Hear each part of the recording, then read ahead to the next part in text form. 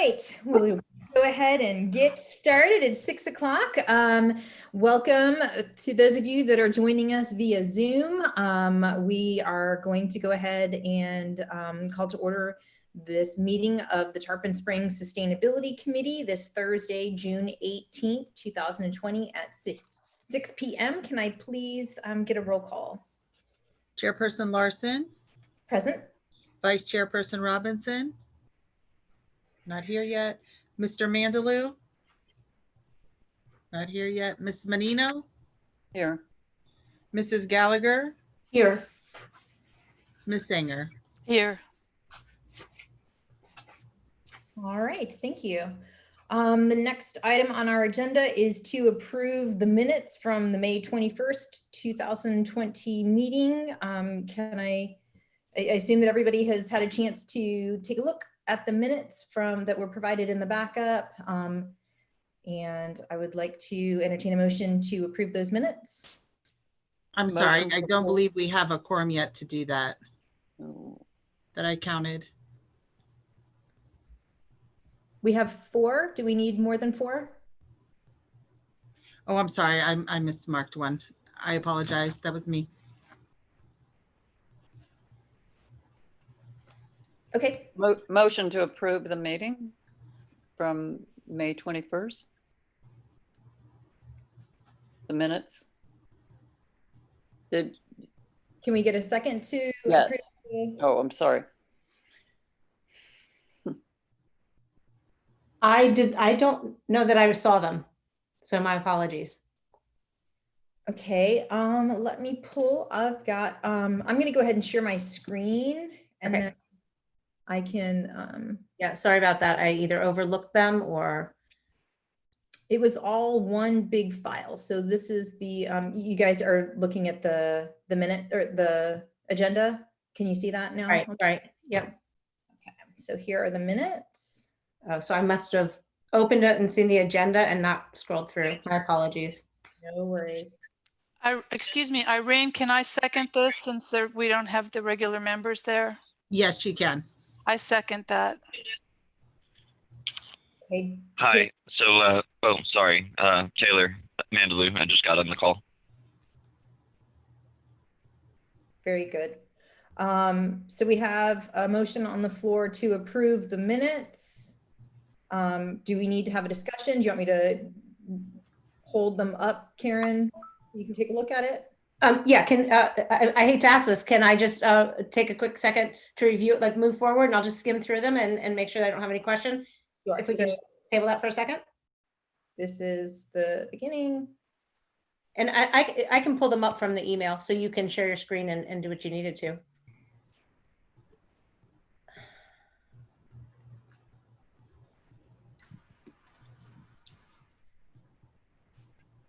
And I'm watching the live stream on YouTube so I can see the minutes. Okay.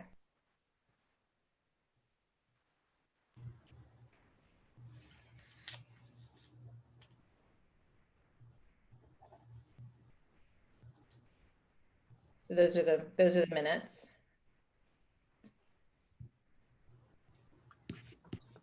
Are we ready to go to a vote? Sure. Irene, now we have a quorum. Can I vote on my motion to second? Yes, I would go ahead because Mr. Mandalou came in after the fact. Okay, thank you.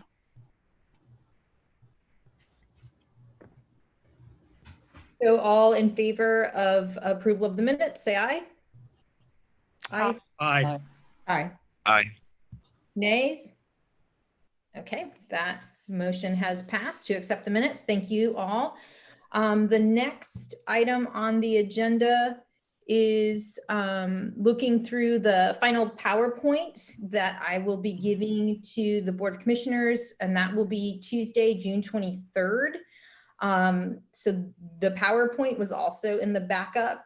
So Karen, I can scroll through these. There were really no modifications, except we did change the image that was discussed, made that a little simpler, easier to understand. I also wanted, before I start scrolling through, to explain that the city is still kind of having hybrid meetings at City Hall. So I will be in person presenting the presentation to the board. But they're asking that all of the other members of the Sustainability Committee participate via Zoom, because they're trying to limit the number of people at City Hall in the one building. So are there any questions about that before we go on? What time is that meeting? It is at 6:30 on Tuesday, the 23rd. Thank you. And the link should be on the city's page, the link to the Zoom. My only question is it a presentation or is it an agenda item? It's an agenda item as a presentation. So my understanding is that it'll be one of the first items on the agenda. Okay. And I've gone through, and it's about 12 minutes worth of information of me sharing, and then leave it open for them to be able to ask questions and to provide feedback on some of the questions that we're asking of them. Mm-hmm.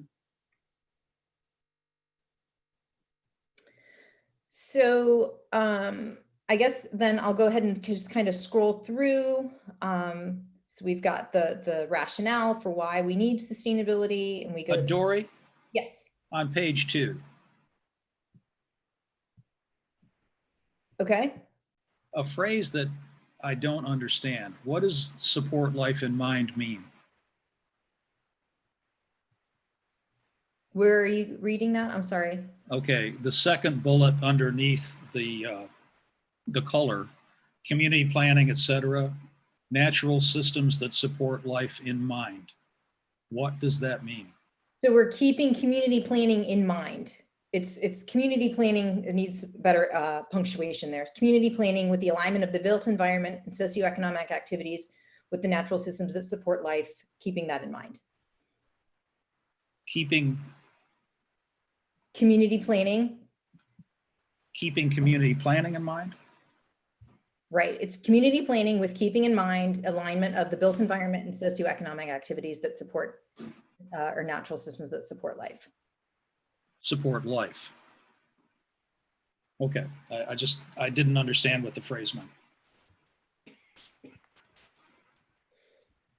So Excuse me, Dory, that is awkwardly phrased. Would it be possible to change that sentence? yeah, absolutely. Yeah.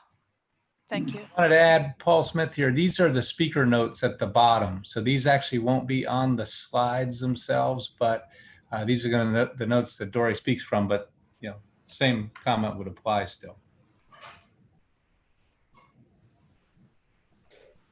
Yeah. So they like Paul just mentioned, these will not be visible to the commission. They're just to help me frame my presentation. And then we go through the shoreline impact. We put the 46 miles on. That was what we discussed last meeting. Go through heat index, the public health points. I would make just one suggestion to your, I understand now that these are not going to be visible, but vectors of disease, are you going to say anything about that? Well, that the increased temperature increased the length that ticks and mosquitoes are around year longer. Yeah, it has increased their territory and introduced new diseases. Right. Okay, great. Go through quality of life, and then preserving natural areas. So I may not use all of these points, Denise, that you added. I just put them all in there. I think I will shorten to just the first and the last bullet of why that's important. Thank you for adding that in. And then Karen, you had wanted to add in the comment about lenders looking preferentially for communities that are already working to mitigate climate impacts, and then to talk again about tourism and fishing. So I reiterate what was in slide 4 about the economic impact to the tourism and to the marine commerce And then, is there anything that we want added to the resiliency statement here? We didn't really get all the way through the outline last meeting. So if there's anything that you want added here. I think it would, if you're going to add some speaking points below that, it should be that we know that there's going to be more stressors on communities as we go forward, and the more resiliency that we're able to build into how we function as a city, the more we'll be not only able to bounce back from that, but hopefully take us to a different level of understanding and responding as a community. So it's yeah, but I think that's pretty much it. Better respond to more frequent storm events. It's much broader than being able to respond to more frequent storm events too, that there's a broad spectrum of toxic stressors that are going to be placed on the community through these multiple situations that we're going to be facing. So storm events is one of them, but you know, there's multiple. So I would look at it more like as a community, a community response type thing. Thank you for that. I'm just taking some notes. And in terms of storm response or storm events, natural areas are pretty good at like getting rid of all the runoff. I mean, getting rid of some of it at least. So maybe something in there about that. I think there's a few figures. I'm not sure if they were in the presentation or not though. Yes, I do. That is mentioned in the slide here about not preserving natural areas, that communities are more resilient when we have those coastal wetlands intact. So that's a good point. Dory, how do you explain, if you're asked, if we could go back to the matches, how do you explain that picture? What does that tell us about resiliency? It tells us that if we are putting stops in place or putting precautions in place, then it can help to mitigate some of the impacts. So the match that's out of alignment is a specific action that protects the other ones that haven't burned? Correct. Okay, all right. Dory, the match it's an okay image, but I think one that might work to show what happens as a community. There's a common image that shows a mangrove tree, a red mangrove tree growing out of a piece of concrete. It's like this little tiny sprout growing out of a crack in the piece of asphalt. Something like that that shows more resilience. Like this to me seems more like stopping an ongoing chain, but it doesn't really speak to resilience. It's more of a response. So are we okay then as a group changing to that suggestion for the image? Yeah. Robin, do you think you could provide that? I sure can. I'll send it to, who should I send it to, Irene or Paul? Or maybe both? Okay, I'll send it on. I Can't will go send wrong it with on. that. And then somebody will give it to me. I will send it on. Thank you for that. I appreciate that. Sure. Great recommendations, guys. Thank you for making this better. So I added in the screenshot of our group from last time there. So we just kind of now transition into work that's been completed to date. I did edit on my end that we'll have had now with today's meeting 7 meetings. That's a change that I will make. And then we talk, we go through the new webpage on the city's website and the review of current city sustainability activities in past. Also the presentation that was provided by city staff on all of the major areas that the city's been engaged in thus far. The review of the sustainability action plans from other communities. and the work that we've done thus far to build out the skeleton for the Sustainability Action Plan. And then I touch on what a Sustainability Action Plan is. So we're building a framework towards a sustainable future. I took out the 5 years there. So I know that was something that we wanted to edit. So it just says over a set time frame with the intent to realign at scheduled intervals. And then I also added in that it's a living and evolving document that guides us. Then I continue on with work completed to date, reminding them of previous commitments that the city has made. And then the baseline data that the city is starting to capture and how they're working with Duke Energy to collect that baseline electric data.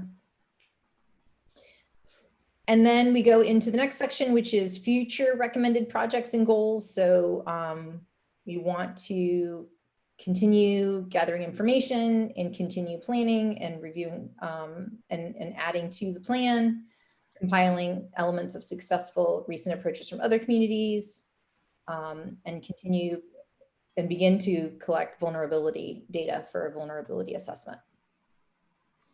Other future projects are community engagement, which we'll hopefully start talking about tonight. Developing a recommendation for community engagement. FYI, since you referred to the county work, the Pinellas County received 11 proposals from different companies for their sustainability plan for the entire county. And they selected a winner, which was not a surprise. It's a civil engineering firm based in Watertown, Massachusetts. I hope I pronounced this right. It's Vaness, Hangen, and Bruslin. They also have an office in Orlando, and they also got the contract for a plan for the city of Orlando called Ready. They, in addition, did some work for the Water Street project in Tampa. So apparently a well-respected firm. I don't know anything more about them than that, but they have been chosen, and I don't know how much of the plan they have presented at this point, but they are it for Pinellas County. Thank you for sharing that with the group. And then the last point is future recommended projects and goals is to review the land development code for some recommendations that are related to increasing sustainability. So that is the presentation, and then I'll stop there. And like I said, it'll go to question and answer from the commission. So I guess at this point, because this is a presentation that we're presenting as a final product to the Board of Commissioners, this is a procedural question. Irene, do you think that we need a motion to approve this finished product to take to them? That would be up to y'all. It doesn't really need a motion. It's not, it's just a PowerPoint presentation, but if you want to have a consensus on all the changes that y'all have made, or, I mean, that would be up to the chair. Okay.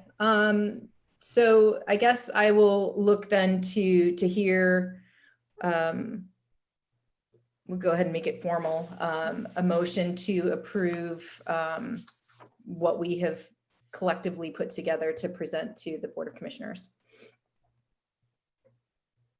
Motion to approve. Second. All in favor? Say Aye. Aye. Excuse me, was that with all the recommended changes as mentioned? Yes. And is that second also Mr. Robinson? Yes. Thank you. Paul Smith here. I did want to add a procedural thing. The agenda deadline is tomorrow morning. And of all the comments I heard, almost all of them were in the notes part of the presentation. So what we could do is, I think we're just missing the picture. Robin, is there a chance you could email that over this evening? And I can work to put that in there. So the version I send to the commission will not have the notes, but it'll have the correct picture in there. Yes, Paul, I sure will. Okay. And then Dory, that'll give you time to make edits to your notes per the comments. And I took some notes on those, so I can get with you on that. That sounds great. Oh, Paul, actually, I believe Judy Staley is familiar with that image. I think she already has that in a PowerPoint, but I can look for it as well. But just as a backup, I think she has that. Thank Yeah. you. Okay. Okay, so we heard those in favor. Was there anyone opposed? Okay, so then that motion carried. All right, our next item on the agenda is to continue the review of the draft sustainability action plan. And I wanted to take a moment to address the email that Dr. Robinson sent that was included in the backup for this agenda item. Did everyone have a chance to take a look at that? Mhm. I guess let me do it in the back. Did anyone not see that document? Okay. So I'm just going to read from it. And I'm quoting, it says, "In his advice and counsel to us, Mr. Trask, the city attorney, told us to follow Robert's Rules of Order in our deliberation. Yet this proposed sustainability action plan was not presented as a motion. It was not discussed among the committee after being presented as a motion, and it was not voted on. Why not? Does this lack of proper procedure make the SAP invalid?" End quote. So I will admit I am certainly not an expert on Robert's Rules of Order. So my background is in biology and in public health, so I'm admittedly not an expert on this. So I went ahead and reached out to the city attorney. I called and spoke with him so that I could get his advice on this. And his opinion is that because we're working on a draft, there is no need for a motion, that in the future, when we send this sustainability action plan as a final product to the Board of Commission for approval, that would require a motion. And then it would, need to be voted on. But, so having said that, I still would like to make sure that the product that we're working on is built around consensus. I mean, I know that we as a group have already spent many hours looking over the sustainability action plans that were based on other communities.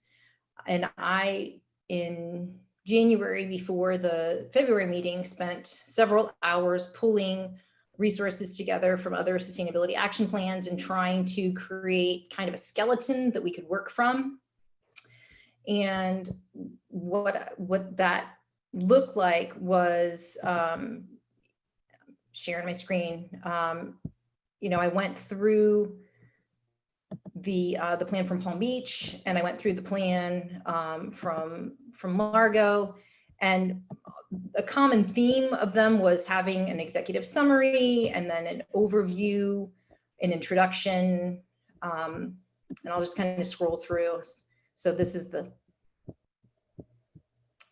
executive summary, and then the overview, the table of contents, and then the introduction. I just pulled it really from other examples that were existing instead of trying to reinvent the wheel. And then the next section were the the components of an action plan. It's not saying exactly what is going to be in the action plan, just kind of an outline of, for the reader's information and in order to understand how the document flows. Those are the components, and then the next section are the focus areas. So those would be like the projects, I guess, for a better, or lack of a better term. And those are divided up into, grouped together. And then it goes into the actual like nitty gritty of the plan, and goes through each of the focus areas individually and explains what each component of each of the focus areas has. And then at the end of the document is supporting material and a glossary. So I tried to, that's what I was trying to do when creating that outline. And I have spoken with Paul Smith about, what the way that we're going to work through this. And I asked him to kind of put together a timeline to kind of help us go through this. So I'm going to turn it over to Paul to talk about that a little bit. And I'm going to stop my share so that if there's anything you want to share, then you can.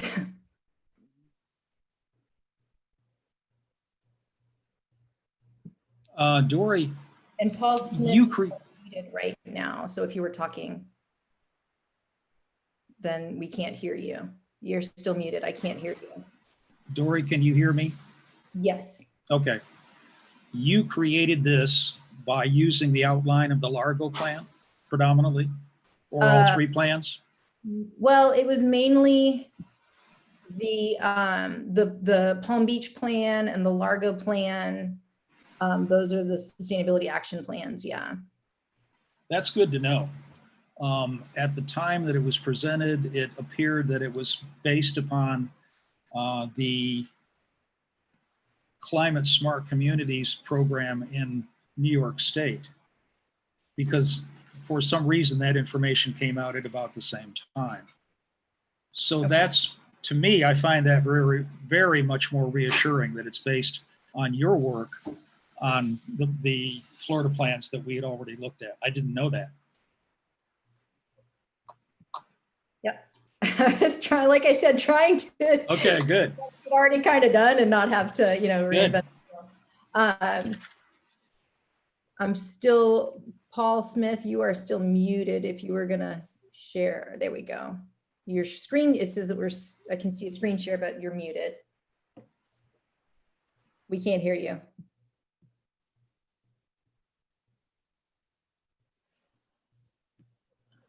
Okay, how about now? There you go. Okay. So what I want to start with first is kind of on the heels of Dr. Robinson's question and points there is West Palm Beach. Here's page 6 of their plan. And what I want to show you is you see those circles A, B, C, and D? Mm-hmm. Okay. I thought they did a really nice job of keeping it simple.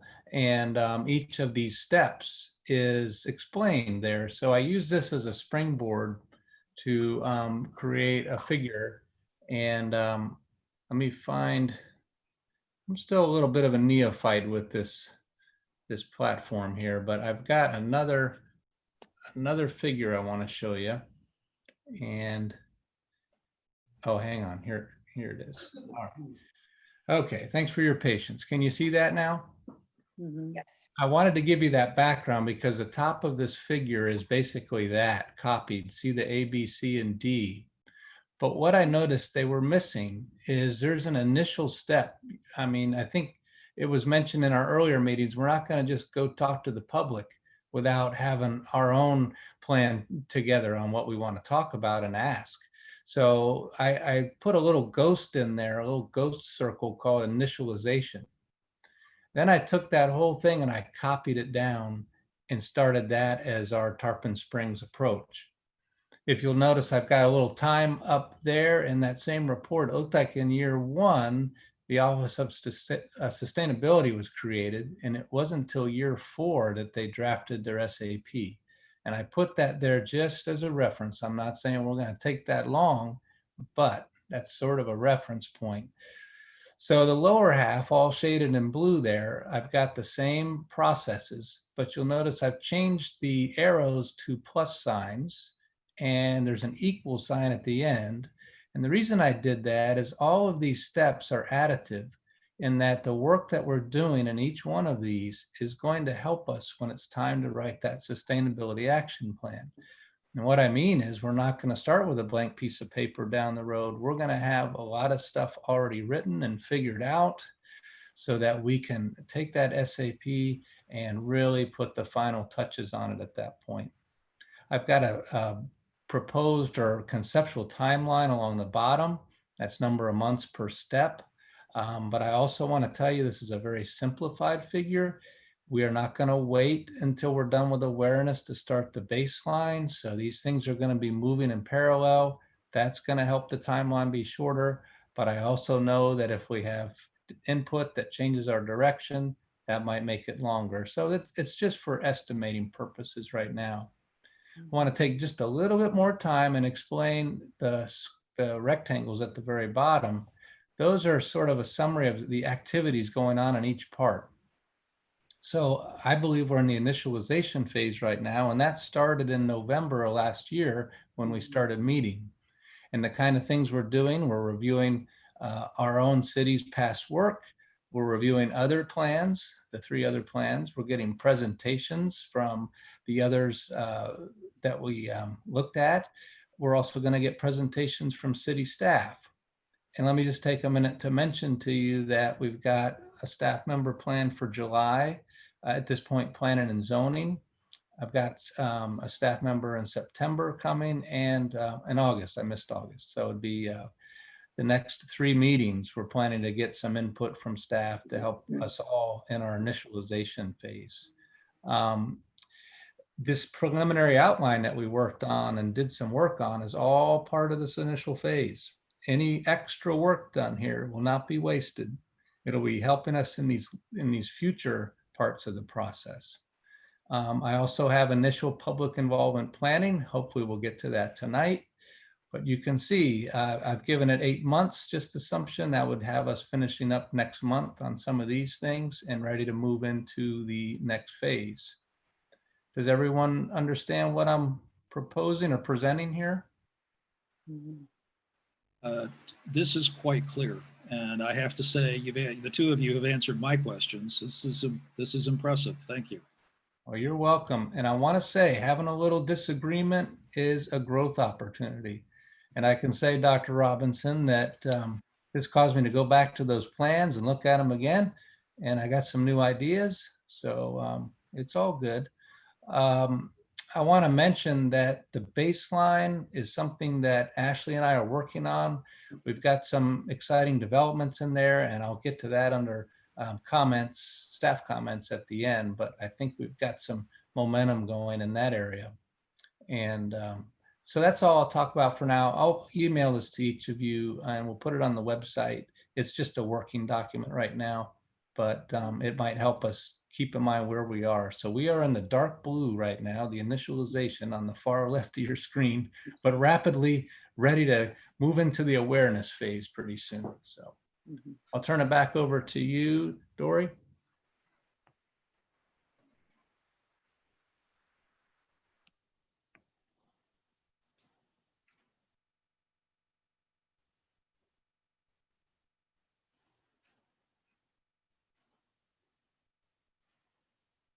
We can't hear you. Okay. Thank you. I'm glad that we were able to address the questions, and I just want to kind of take a temperature check with the committee and make sure that we're all comfortable with the proposed outline. And it's just that, it's a proposed outline, so there is still obviously opportunities to address a lot of the components of it. Obviously, we have not gotten to any of the focus groups or focus areas and what those would look like. But based on kind of where we are now with the timeline and a better understanding of the way that the outline is set up and how it mirrors some of the other plans.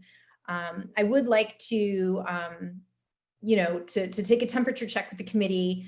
I think it might be a good idea to try to see where we all are and make sure that we're having that consensus as we're moving forward. So, obviously I can't make a motion because I'm the chair of the committee, but I would like to entertain a motion from someone else on the committee that we continue moving forward with the SAP outline to confirm and ratify the work that we've been doing for the past several months.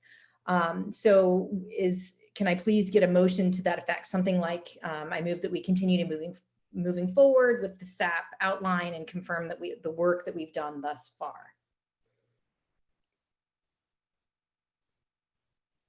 And I would move that we continue moving forward with the outline and just continuing as we are.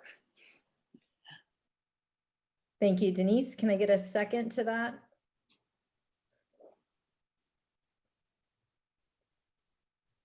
I second it.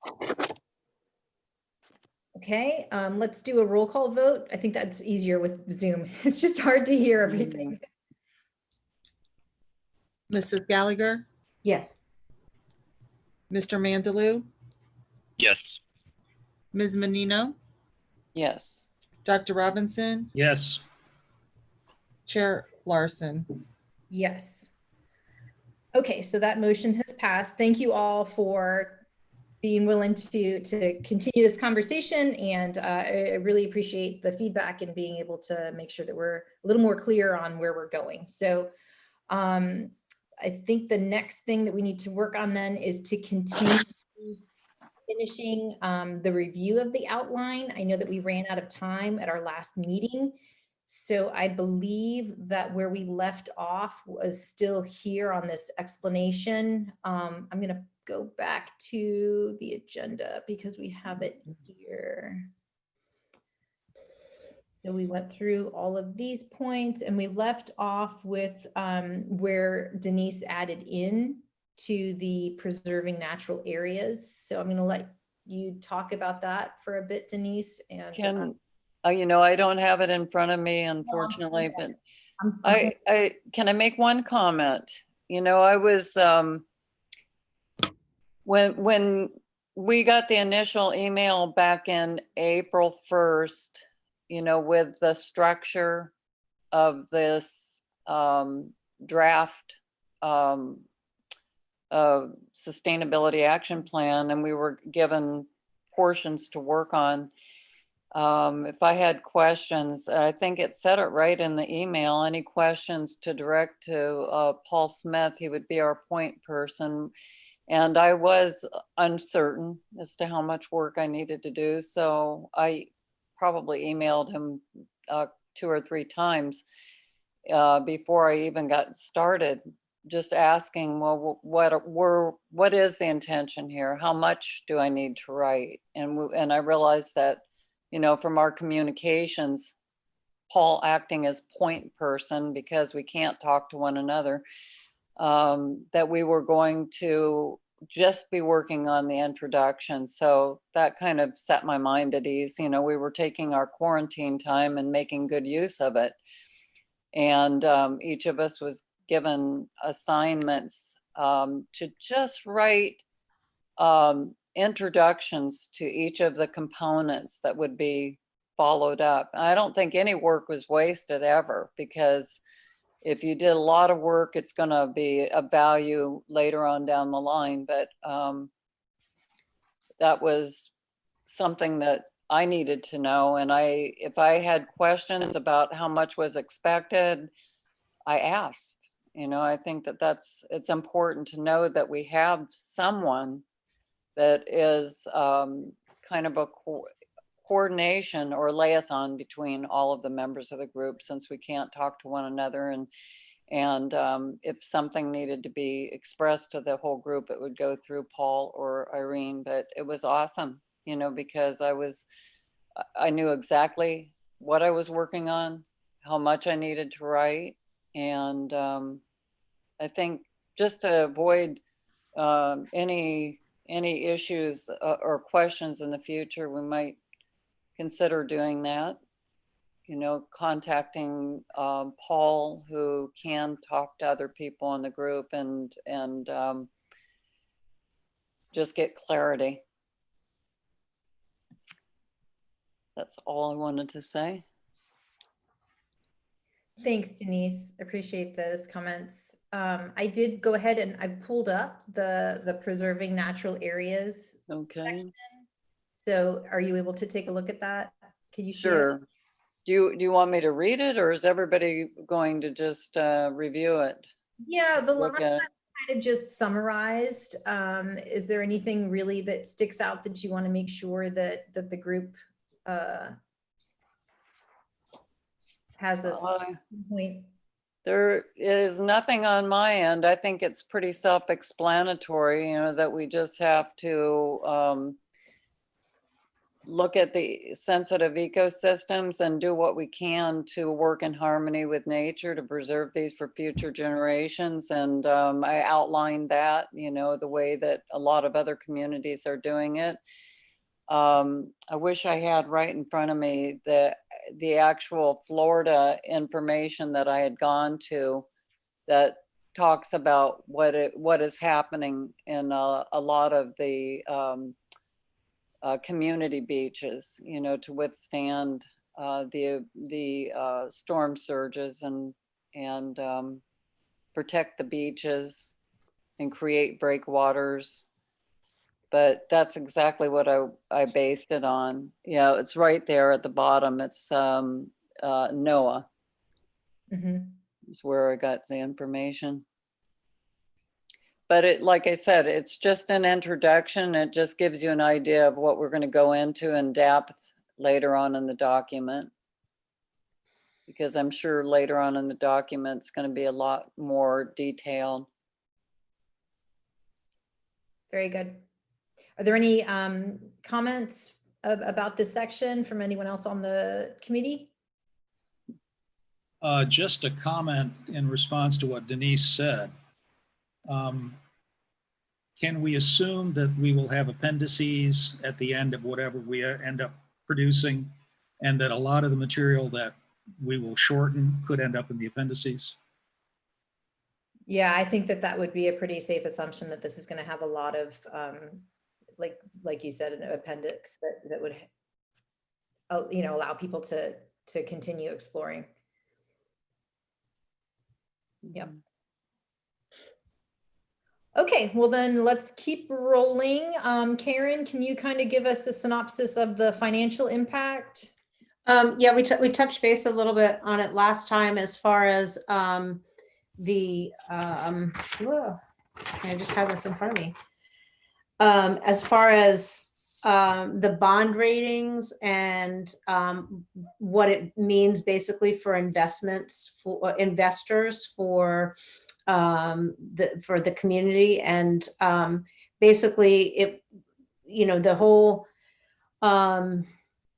idea is that if we are not doing things to mitigate the effects of climate change, we're basically going to be in a position where you know, investors are going to kind of just overlook us and say, you know, they're not really doing things to mitigate. And I think you made it in your comments for what you're presenting to the commission, is that it creates a vicious cycle of, you know, we won't be eligible for money to make these changes, and therefore we're increasing the risk that we have, et cetera, and it just perpetuates that vicious cycle. So that was really one of the big things, and I told you last time, like that was just really informative to me, was, you know, that part of the financial implication for the city. Some of the others are that I researched was, again, it somewhat jumps into other positions like the tourism and the marine economy, et cetera. But there are things like, you know, jumping into the health issue is when with increased air pollution or increased heat, you run into a lot of public health problems, which costs the city money. Again, if a lot of our city employees work outside, you know, and you look at that, and that's very costly, you know, whether it becomes an increase in our insurance rates or time away from work because somebody is ill or what have you. The demands for electricity, like cooling of the buildings, you know, with every increase, with the increases in temperature, you then are paying more money to cool these the buildings in the city. And I'm just kind of flipping through some of my notes. You know, we talked a little bit about the tax revenue with the increase of sea level rise. If we're losing some of our shoreline and our businesses, you know, I think about the sponge docks. And, you know, when we have flooding for one reason or another, you know, there are sandbags all along those businesses, and that's not going to get any better.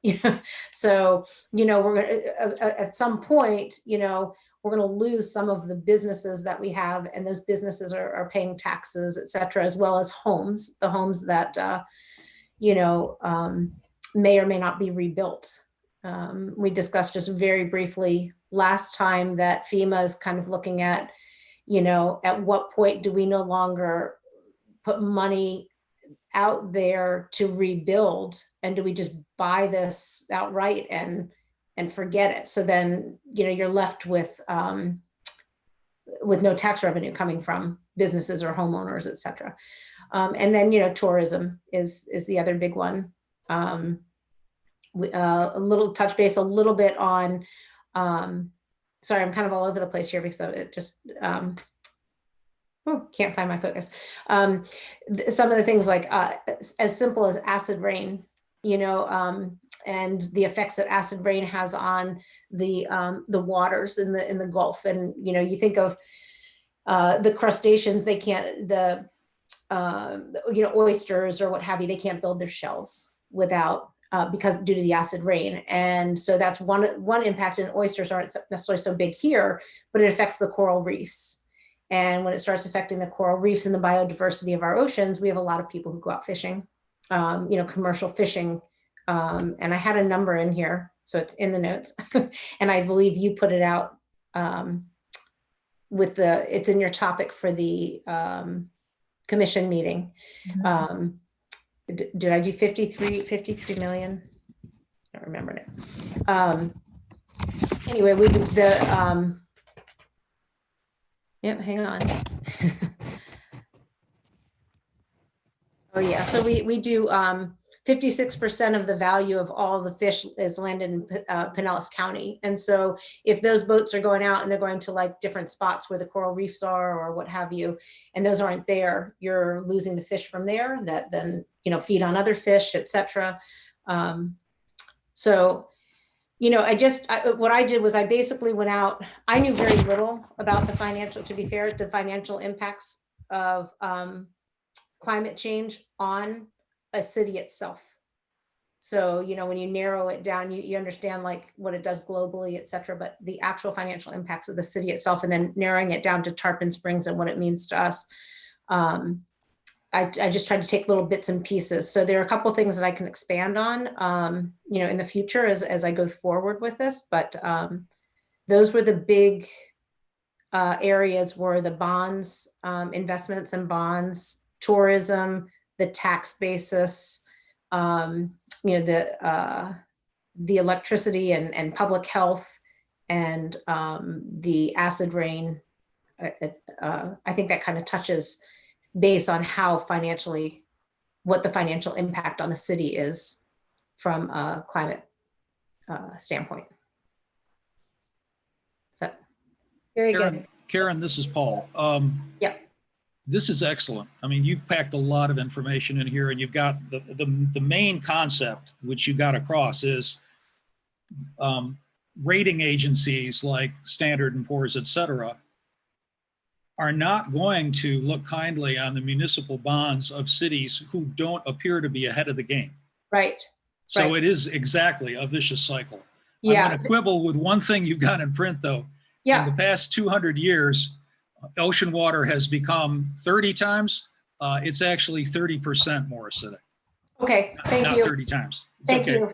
No, thank you for that. And I do appreciate it. Sorry, like I said, sorry, I'm kind of a little all over the place with presenting this to you guys. I appreciate that you've had an opportunity to go through that. But really, honestly, the biggest thing that is targeted in the financial aspect that is not necessarily touched on in other places, Paul, is exactly that, is that municipal bond and the credit rating, you know, the 3 different rating agencies, they're all starting to look at what cities are doing and what the risk is with, you know, we're coastal. We have a lot of risk if you look at it that way, and we need to be doing things so that when it does come to time, we've shown that we're doing something to mitigate the effects of the climate change.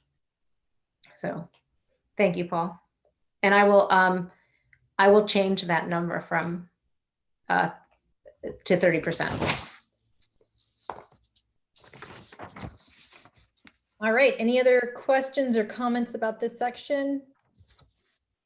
I would agree. This is really thorough and really compact. So thank you, Karen, for working on that. All right, so let's move along to resiliency. Robin, do you want to walk us through your section? Sure. Well, this is more of I think resiliency is more conceptual, obviously, than data driven. Although I'm sure that there are going to be benchmarks that we can look in the future to see how resilient we are as a community. But that's going to depend on our response to the challenges that we face. I don't know where you want me to go with this. It's a kind of a buzzword now. So I really pondered, what does that actually mean to be resilient? Because you hear that all the time, a resilient community or building resilience or and all that. But it's, I don't know where you want me to go with this. My thought is that resiliency can be thought of conceptually as bouncing back, but also learning from where we were and gaining traction, so that you don't bounce back to where you were. You actually learn and can put yourself in a better position. But that resiliency is very relational, very much built on connection. And as a community, of course, that depends on our social structure, our social infrastructure as well. But it even goes out to the city as far as city planning, the culture of our community, our cultural spaces, and so forth.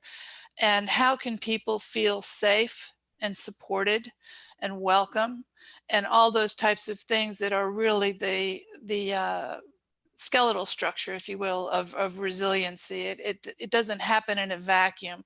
There has to be social connections, a connected community. So it goes from everything to our social interactions with people to our infrastructure. One of the things that I think our planning department did years ago was to allow, I mentioned in there about sidewalks, of having places where people can walk side by side, can connect with each other. But one of the things that our city planning department did years ago was to allow folks to reclaim the front porches, which are very good social connectors that have been transformed into Florida rooms and screened and, walled in rooms, basically air conditioned, climate controlled spaces at this point, and allow folks to build front porches in front of that space to closer, with less setbacks to the street, so that we can kind of reclaim that, because that used to put more eyes on the street. It also used to be a platform for people to connect with each other. Of course, in the older neighborhoods, in the Greek neighborhoods, people would sit out and talk and, watch out for each other and so forth. So it's in very subtle ways, as well as physical physical ways. So if there are any questions, I'm happy to answer, but I think it's I just tried to get the flavor for what that is.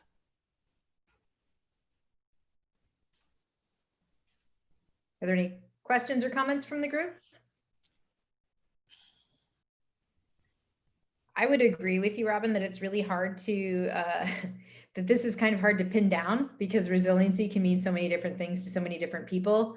I mean, when I think of resiliency, I also think of our systems, our computer systems and our software systems. The way that Atlanta had a hacker shut down the city's website and demanded money to release it. So, you know, resiliency can mean that interconnectedness with people, but then also the ability to bounce back better, like you said, with our computer systems, our emergency preparedness.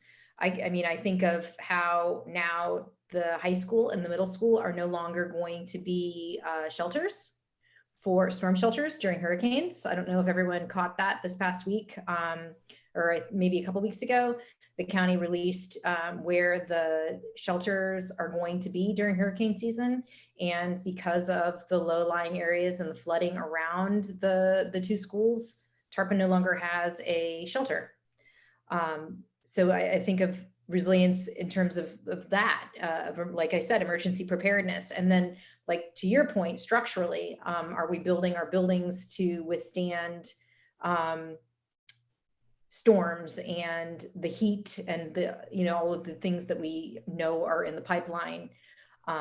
So I guess that would be just my comment, is maybe trying to broaden it to include some of those ideas as well. Thank you. Any other comments? Thank you, Robin, for putting in a lot of effort into this. Sure. Okay, the next section is still in the introduction section.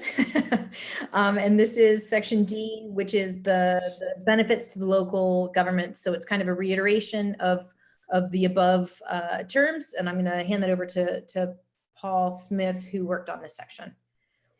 Thank you. Yes, so what I really did is took everyone else's work and paraphrased it, but I really worked to bring out the key points in each of those areas. And I believe I tried to stay in the order of that section. So the idea here that we came up with as a group was to present all of those problems, if you will, in those items 1 through 7 in part C as opportunities. So that's sort of the tone that I used in this is, you know, if we handle our shoreline correctly, you know, these are the benefits, these are the ways we can do it. Moving down to the next one was talking about the financial and the ways that can help us if we do that. I kind of working with Dory scrolling here. Sorry. So, and then, but that's okay, it's speeding me up. And then the last part is how sustainability, in summary, can be a real path for reinvention for businesses. I think this was some of the work that Denise did in closing there on how sustainability can be profitable. It can be something that makes us better rather than just something that we have to pay for extra to achieve. Very good. Questions or comments about that section?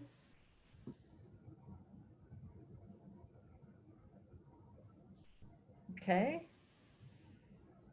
Thank you, Paul. So the next section is the actual kind of components of the action plan. And like I said, I took this with a heavy borrowing from Palm Beach's plan, just kind of laying out how the plan is structured. So we're looking at all of these different factors of climate change. I did add in sea level rise because I think that that's pertinent to Tarpon Springs that isn't addressed in the other plans.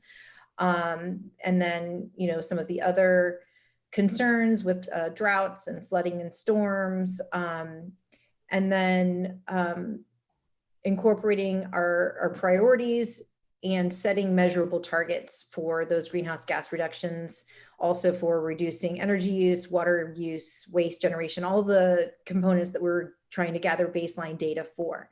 And then kind of outline the components of the action plan. So defining the source of the emissions and all of, laying out where the city's inputs and outputs of energy and water and waste are.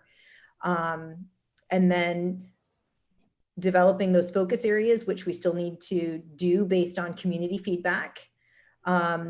Laying out the timeline for the implementation of these different components of the focus areas. Setting measurable actions, and then ensuring that we are able to track transparently and report back how we're doing. So I think that that's an important part too, is being able to report back and demonstrate the progress that we're making as a city. And then I just walk through there's focus areas there's an implementation strategy for each of the focus areas. And then there are interim targets and interim goals in between the final goal that will help us to stay on track. And then having indicators that allow us to track our progress with our goals.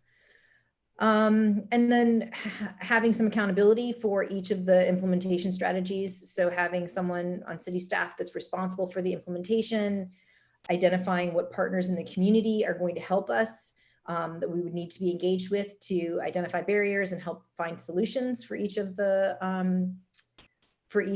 focus areas. Like I said before, estimating a time frame of implementing the goals.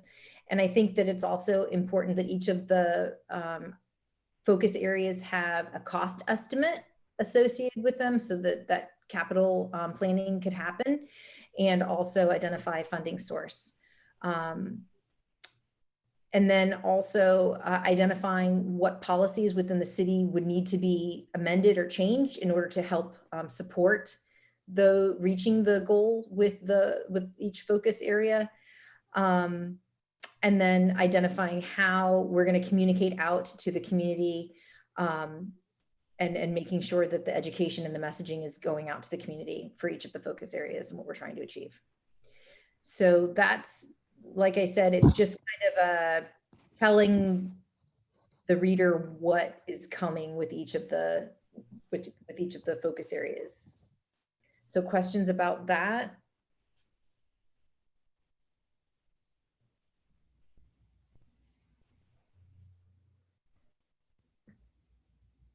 No questions, comments? Anybody muted that wants? I'm looking to see if there's mouths moving. Okay. I want to make sure I had given everyone a chance to speak. I want to add that these focus areas, this is part 5 of the report. This is the part we're really not going to start getting into until we hear from the public, and also start getting some of our baseline information together. Those things together are going to guide us on what things we need to do. And so you see the outline as it is leaves us a lot of room in the future to get very specific, tailored to the city of Tarpon Springs.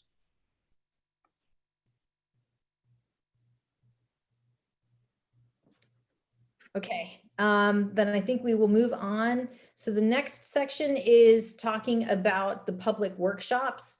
And obviously we haven't done them yet. So we can't, and in some of the other plans, like let me, whoop, did not mean to do that. Let's go back to, sorry guys.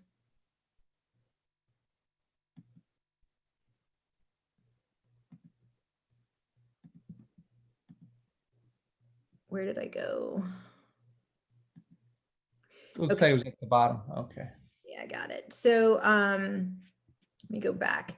Like I was mentioning, the way that they wrote it in Palm Beach, they talk about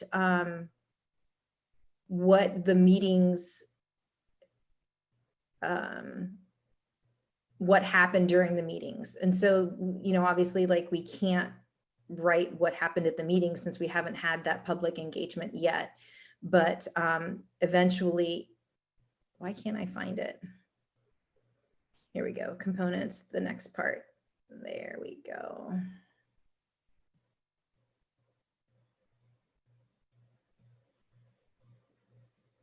Maybe not.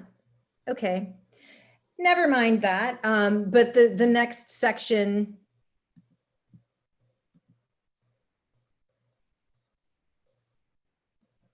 I apologize, guys. Let me go back to this meeting. This is the outline. Where is the outline? Here we go. Okay, so I've got to scroll back all the way down. This is what happens when you hit the wrong button. But in summary, that segment is really just kind of explaining how we engage the community and what we were trying to accomplish with engaging the community. So I will turn it over to you, Denise, to talk about what you wrote there.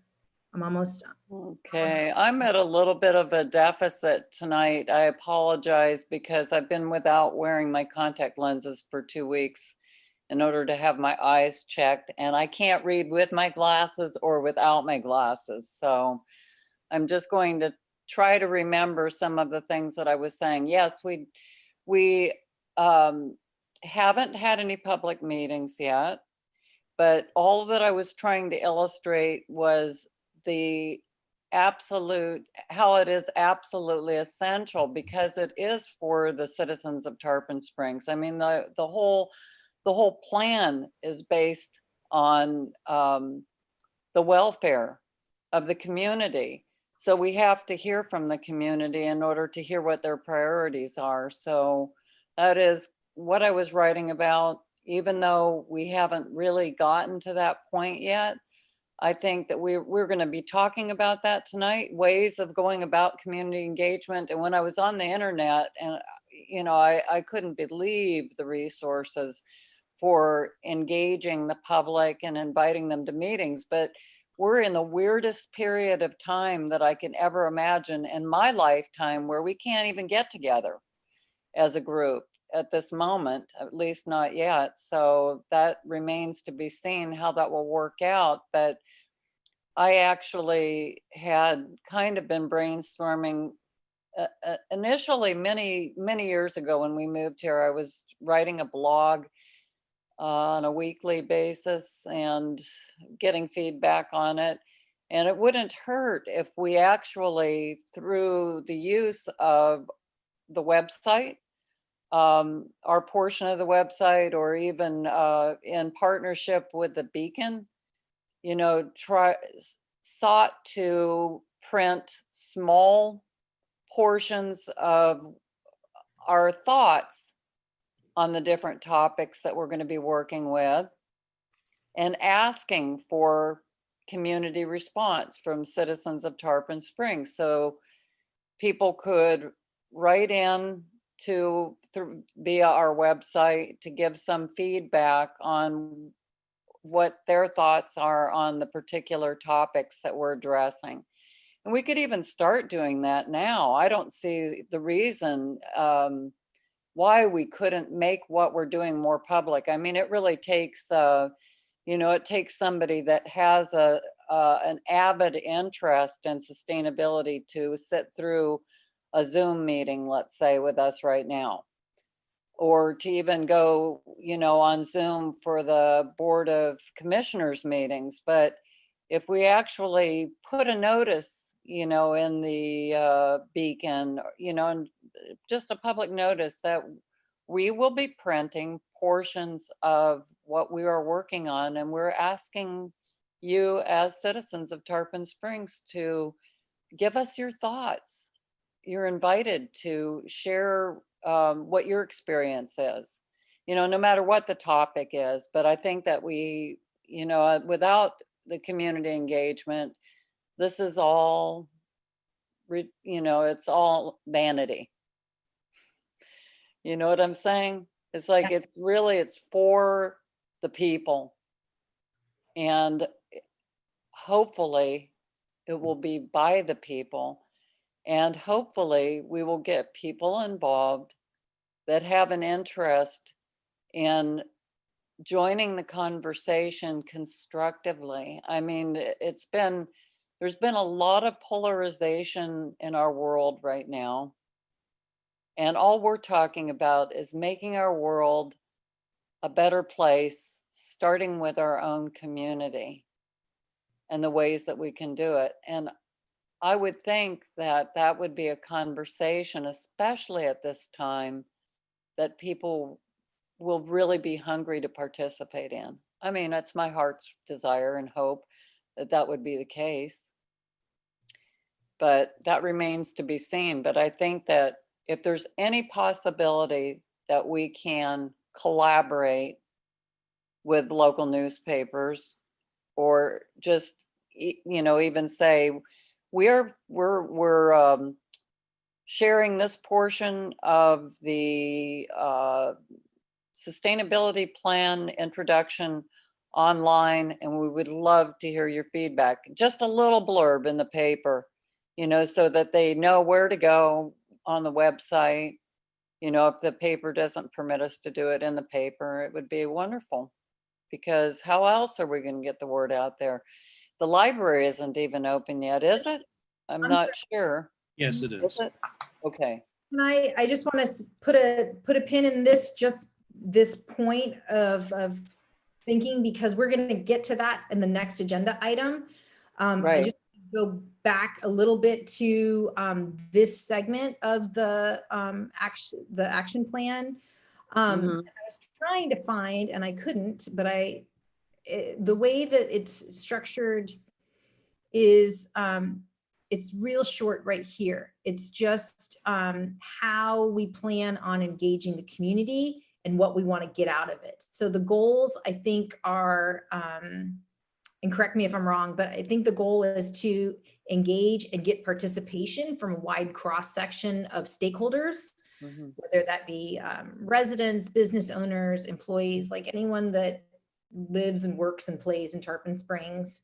And I think that some of the targets that we're trying to specifically reach are different populations in the community, and making sure that we're hitting on faith leaders, different organizations, residents from different parts of town, low and moderate income residents of the city. So to your point, just making sure that we are targeting and really actively trying to engage with all of these different cross sections of our community. And then I think that the outcome that we're looking for is to have them partner with us to create all of these focus areas and to continue to create the action plan together with us. Yes, excellent. I wish I had gone back to this, because this is a real perfect and concise explanation. Denise, I get to be beat up once a month by members of Turn the Tide for Tarpon because they know I'm on the sustainability committee. And so every month I get questioned why we didn't protect the Wawa site, why we didn't, protect these trees that are being chopped down at this development. And I also get very specific questions like, what are you guys going to tell the Board of Commissioners that we need to do to protect this city? And I think if we go to the public now, when what we really have is an incomplete introduction, we're going to get those kind of questions predominantly. What are you doing for my pet project?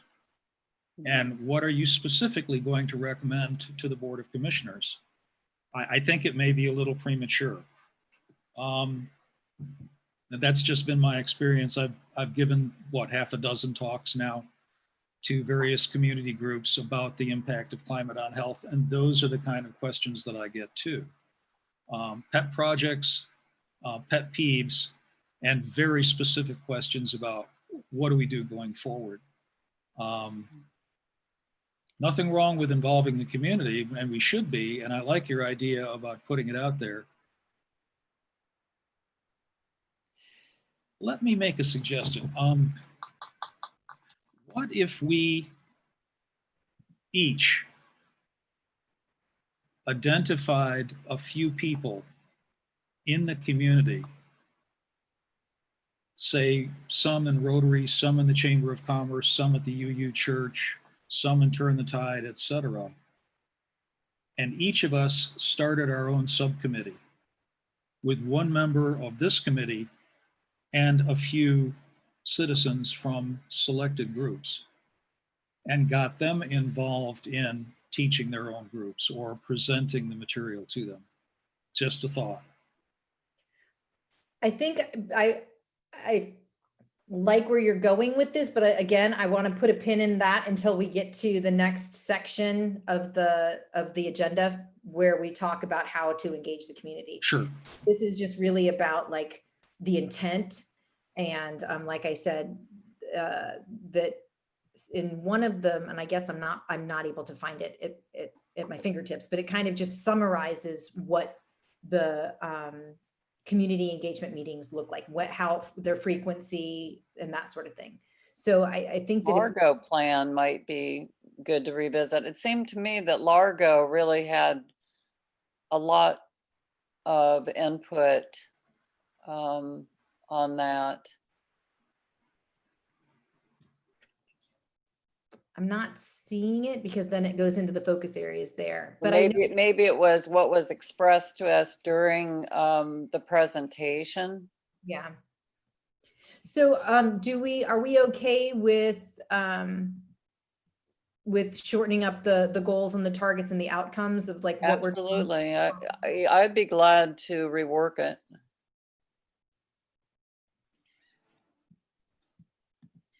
Any other thoughts about that from the group?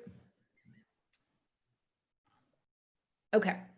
Yeah, I think that that's what we're going for. And this section is just kind of a real short snippet of like what we're trying to accomplish with community engagement. Okay. And then the last sections, and that the green key here is that obviously like that it has not happened yet. And that is identifying what the focus areas, or some plans call them elements, some plans call them focus areas. Most plans have about 30 of them. They're they each have a goal. And then I think it would be good to include like the benefit of why we want, or why this is a focus area.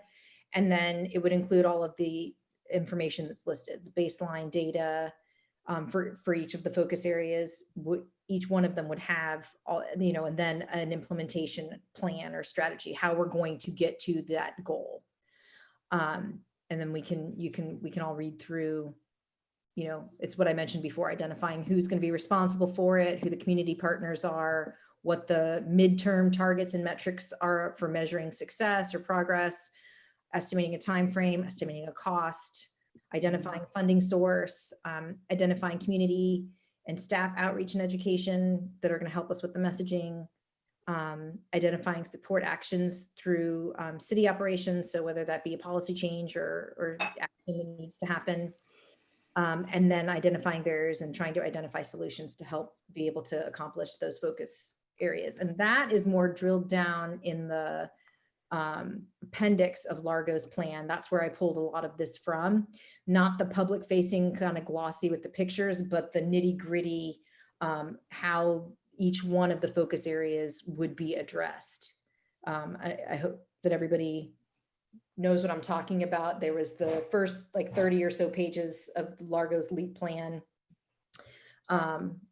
looked like this. And then at the end of it was all of the real specifics, and it was more geared to staff of how it's going to actually happen. So it's got the focus area and then the background and then all of those components to be successful in completing the goal or getting closer towards the goal. Mm-hmm. So, and this obviously is completely also open to change, and we're not going to get there tonight. This is going to come months down the road, but just as kind of a 30,000 foot view of what the plan might look like. And then obviously the last part is the supporting material in the glossary, which we can start to compile the supporting material and the glossary, the ancillary.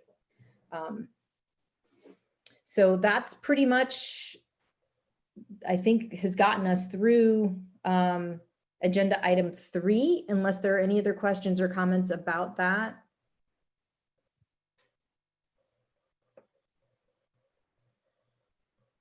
We all feeling pretty good about how it's generally going to be structured? Okay.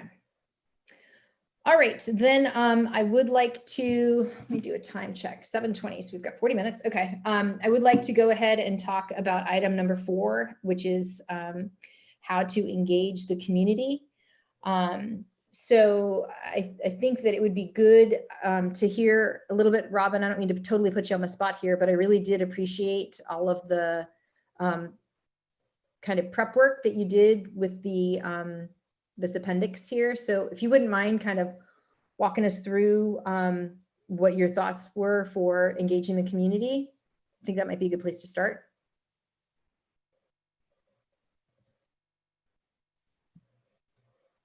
You're muted, Robin. We can't hear you. There, now you can hear me. So I think that the larger context of this, though, is that the real gold of this possibility becoming realized, of having the sustainability action plan become a reality and having people engaged with it and having the community become part of that, because we're all moving forward together.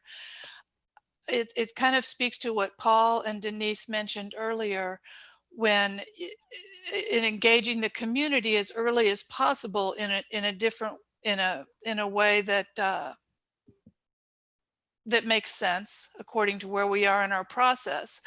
But kind of a sidebar to that is, we received an email from a fellow who looked at the lots available in the city and had a suggestion of having a walking trail throughout the city, talking about sustaining our tree canopy and things like that.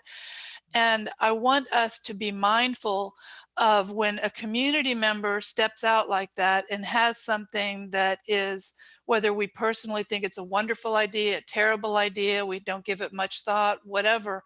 I think that we need to start honoring those types of outreaches that people come forward, because, you know, for someone to put that kind of thought in, and I don't know what our response to that would be as a committee, but I think we need to have some way when people reach out to us that we have a warm hand extended to be able to say, I heard what you said.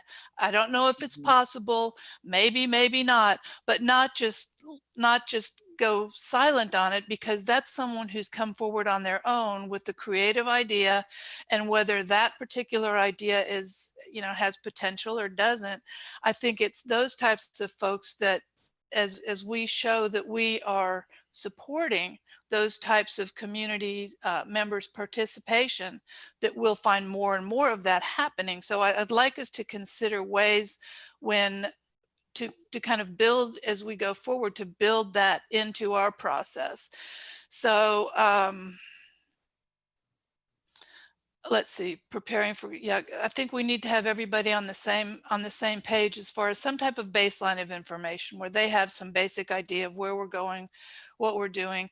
But when we have presentations, to have different modalities depending on whether people are visual or whether they're, you know, more want to hear something or whatever, have different types of modalities, audio, physical, and ways that people can participate in different ways, because we want a broad contribution from our community, and not everyone approaches things in the same way. So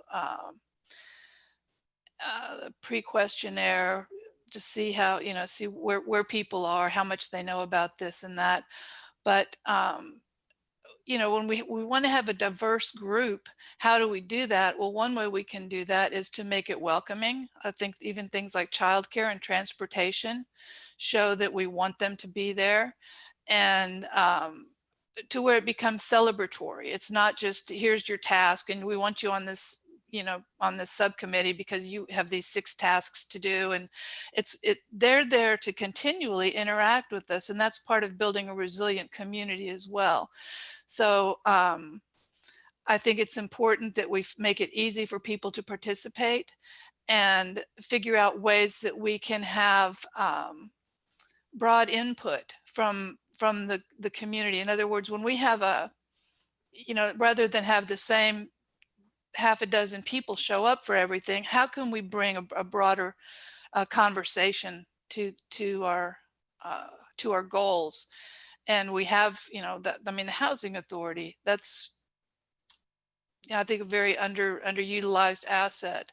But then employees, SPC, I think the college and students and artists, I think artists are a very underutilized resource in our community of folks who can share creative responses to challenges, and just see how broadly we can get this going throughout the community in different ways.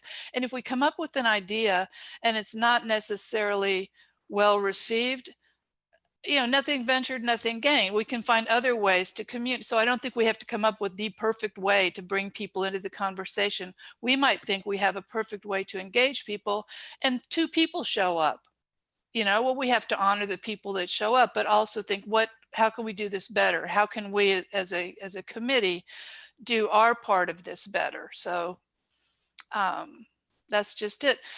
One thing that's pretty interesting too is that I work with some mental health service providers, and they're doing a lot of counseling now virtually through Zoom, and their input is pretty interesting. They said that there are quite a few people who are much more comfortable in virtual settings, that they're much more engaged in virtual settings. They'll speak up more. It's not that they're in a room and everyone's looking at them type of thing. So I think that there's also ways to do virtual presentations that we can engage people in and possibly get more participation. It also makes it easier for them. They don't have to drive anywhere. They don't have to. Then we're talking about childcare and providing food. If it's in their house, they can have a snack. Their kids can be, there and so forth. So those are just some thoughts of preparation as we go into this.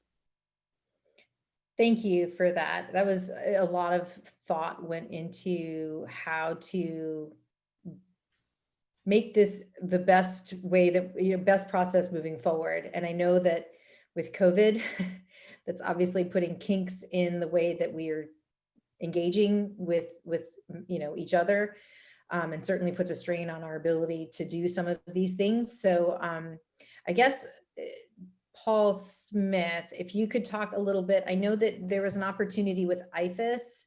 So if you could talk about that some, and then what the, I guess, current reality is in terms of capability from the city's end. Yes, thank you. So IFAS reached out to us. They've got a grant to get input from communities on resiliency type issues, and they really want to make a focus on equitable type input. I'm sorry to interrupt. Can you just explain what IFAS is, just in case everybody doesn't know that? Yeah, I don't have the acronym on the top of my head, but it's University of Florida, and it's one of their academic arms that does research and offers grants to study different things, wide ranges of things, and resilience is one of their areas.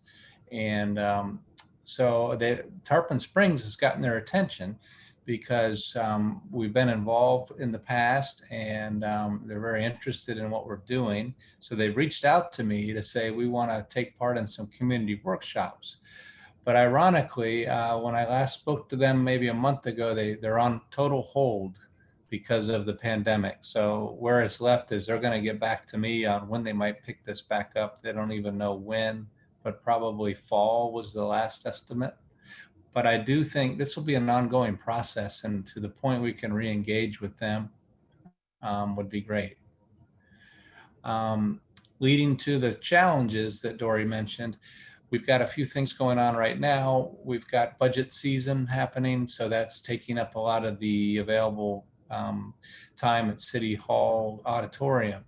We also have a limit of 35 people there based on social distancing. So until that's lifted, I do think August and September are going to be particularly problematic for any kind of public meetings. I do want to say I'd invite us to step outside of the circle of the meeting idea. And one thing we often see is people are either not real excited about attending a meeting, or if they're there, they're not real excited about speaking up. So maybe we can use this as a strength.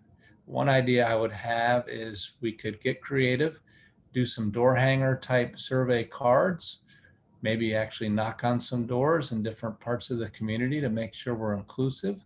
Perhaps we give it a few days, ask the person to put it at their front door, and we come by and pick it up. I mean, some ways we would want to spend some time on discussing what the little survey card would say.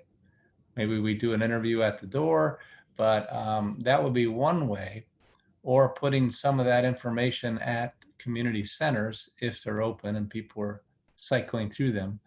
But I also like Denise's idea earlier. Let's utilize our other avenues of media, like the newspaper, the local newspaper, our website, all, many different ways to reach people and get, in this case, individual responses at least. I see we could do that.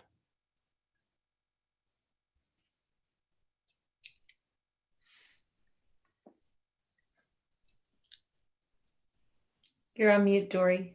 Okay, sorry. That's okay. I would like to get some feedback from other members of the committee. I know that Denise and Paul, I apologize both for kind of cutting you off in the previous section. So if you want to expand and keep going with what you were thinking, I would love to hear more. Would it be possible? There are a lot of not everybody's on all platforms, but there's like on Facebook, there's a Tarpon Springs community group, and I think there are like 2 or 3 of them, to be fair, as well as people can follow the city's website, become via Facebook, and maybe even just putting a survey out that way, or giving some information and providing a spot for them to put their input, whether it's to email it in, or if we do come up with different locations where there's a hard copy, like maybe at the library, there's a I don't want to use the term suggestion box, but whether it's survey form or just what are your thoughts? But a lot of people are using a lot more social media, especially now because of what's going on. So I just thought maybe some of those groups that are out there might be a good target. Let's say that we want to have 6 bullets on a postcard or door hanger, statements and questions. What would those 6 bullets be at this point in time? I think some general awareness that the city is trying to create a sustainability action plan and we are seeking feedback. I think that there needs to be, and I don't know if we would want to put together like a little video or like shorten up the PowerPoint, just trying to explain what we're trying to accomplish. Maybe even have some examples of what other cities have done so that people have some baseline understanding of what a sustainability action plan is and the kind of feedback that we would be seeking. And like we did for the Board of Commissioners, some rationale of why this is important or why it pertains to them.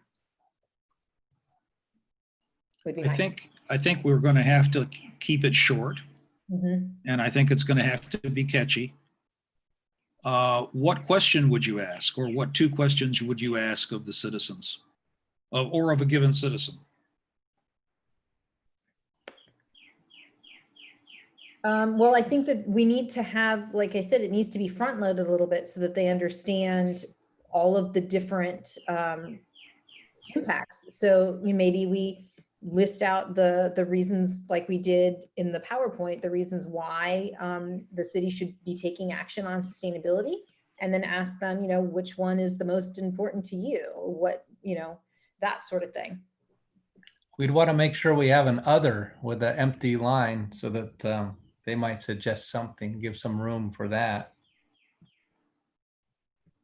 And I have, a question about something that Dr. Robinson said earlier regarding the questions that he gets bombarded by, why didn't you do something about the Wawa land? Or, we get a variety of questions that don't even fall under our realm of ability to do anything about. So this is twofold. We need to be looking at how what we're doing will have more impact on a lot of other departments in the city.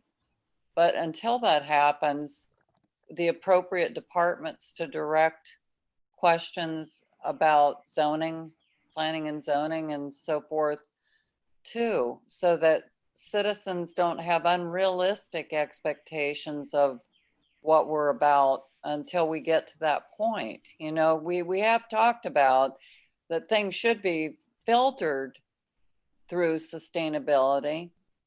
And, to my mind, everything for the future needs to be filtered through sustainability. But until that time, people might have an unrealistic expectation of what we have the capacity to do. And how do we address that right from the beginning so that we can avoid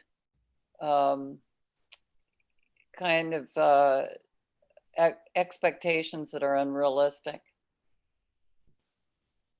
I think that's a really, really valid point, Denise, and thank you for raising that. I think that we do need to have, I think there was a book, I can't remember the title of it, but it's basically, it's like, this is what we're offering, this is what we're not offering, and being very clear that what we're trying to do is create a framework for how the city does business, but that it's not about specific pet projects, but that if you have one, we'd love to hear it. We'd love to hear your voice. We'd love to have you be part of it. Like to your point, Robin, about really being inclusive and taking ideas from those creative citizens that are wanting to engage. But just being very clear that what we're trying to do is kind of set up a plan going forward for the city. I think that's really valid. Some of the surveys I've seen lately have a theme of what's important to you, and have them circle on a range from not important to extremely important. And I could offer to come up with a list of questions and email them to you all. Maybe it's 30 questions, and we all look at them and pick maybe 5 or 6 of our favorite ones and kind of regroup at our next meeting and see if there's some commonality there. I'd like to circle back and include what Robin said and what Denise said. When you get specific recommendations from citizens, like let's have a walking nature trail, okay? Why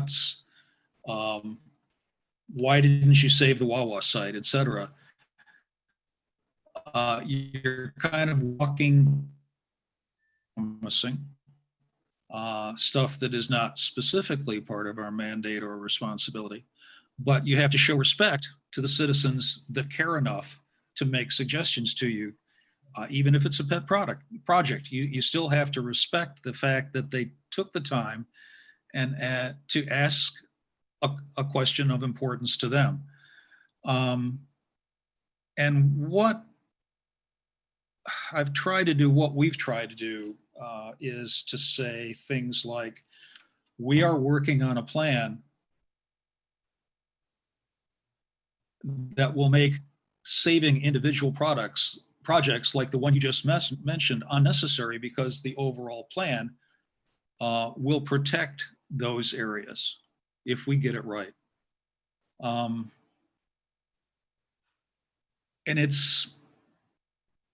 I think we have to have that kind of attitude toward the inevitable questions that we're going to get. We have respect for them, but we want to convince them that we're trying to create a plan that will make individual issues like this something that are part of the fabric to begin with. Am I making any sense? I'm not sure that I am. Yeah, that makes sense. Mm-hmm. Yeah.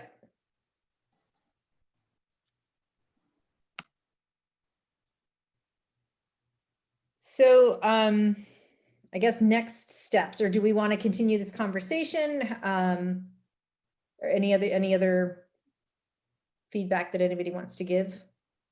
I would just, I don't know if this fits in where this is, but some of it maybe goes to what Paul is talking about is just the education component of like, you guys have educated me beyond like what I can imagine. Just, you know, everybody has a little area of expertise or has done their research and come to the table. And so I've learned a lot just in being part of this process. And we're asking, you know, the citizens and residents of Tarpon Springs to give input into this plan.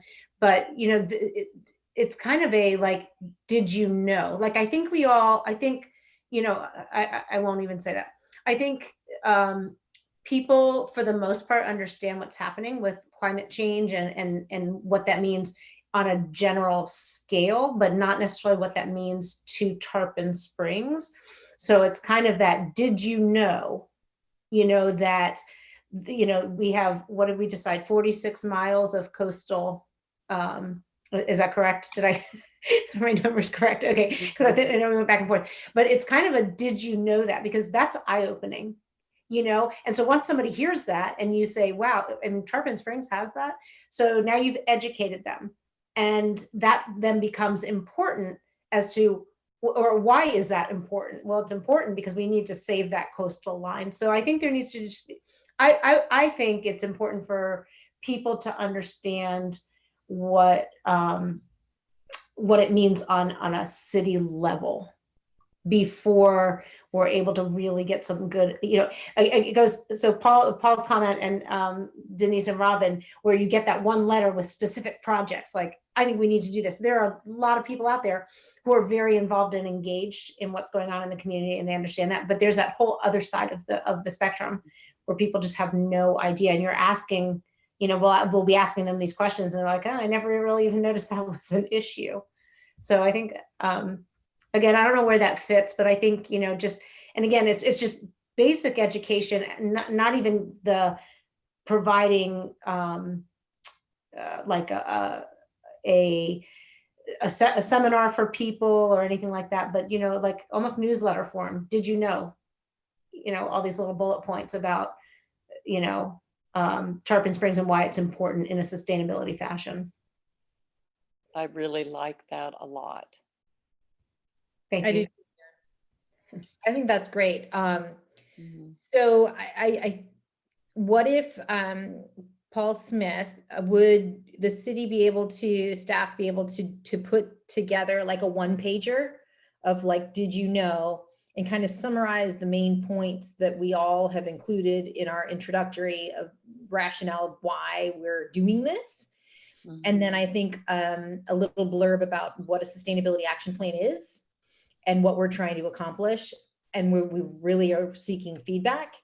I think that it would be great if we could have that written up, but I also think that to meet some other people where they're at, it might be great if we could, and I would happy to help, or how, I don't know how this would work, but to make a little video of it being read, so that maybe if someone's not terribly fluent in reading, they could still be getting that information, and we can put it out through various channels, like was mentioned, the different groups that are on Facebook, maybe our page, and then perhaps like putting it out through other channels that the city has, like, or maybe like you said, Denise, the newspaper, that I'm sure we could even get Jeff Rosenstein to do like a story about like what we're trying to accomplish and that we're seeking feedback, and can direct them to either the did you know, on the city's website or something like that. What does it take to get something like that, a letter like that, just a one-page thing included in the city's utility bill? Like, how they advertise that they're doing the big cleanup. I mean, what would it take to have that one page go out to everybody via the utility bill? Is It it a is possible. possibility or is it ridiculous? No, it is possible. We just have to look at other things that are already programmed in throughout the year. We actually have some regulatory requirement items that take up some of those months, but I do think there's an opportunity. Sometimes there's a cost, but I don't think it would be overly large. I can check that out.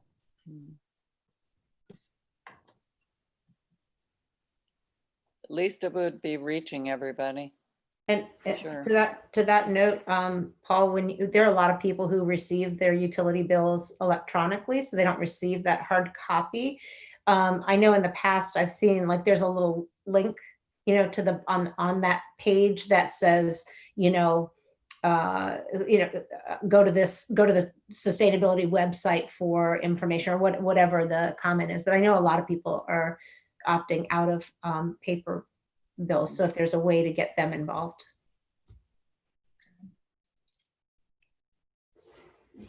And I mean, I don't know, like I said, this would take some staff resources to get together like a paper copy of it. Take that paper copy and make it a digital copy like you were mentioning, Karen.